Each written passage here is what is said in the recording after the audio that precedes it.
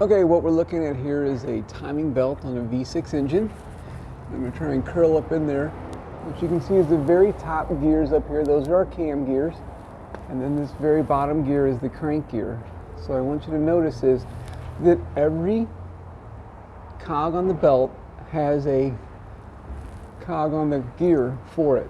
So the reason that this belt, called the timing belt, is very important to replace is because if this were to jump one tooth on any of these, or this belt were to break, this bottom crank gear keeps moving. The two at the top will stop instantly, and what it does is it bends the valves. So this belt is recommended roughly every 60,000 miles on several engines.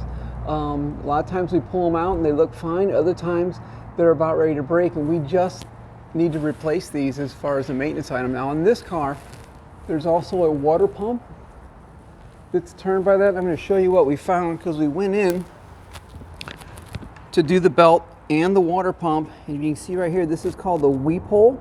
So this car had blue antifreeze in it, and it was actually leaking out the weep hole on this water pump. So when I look at this belt here, it was worn, should be replaced, but it wasn't about to fail. But at the same time, we went in and did the water pump, so this water pump was getting ready to fail. So in this case, we did the belt, water pump, and everything.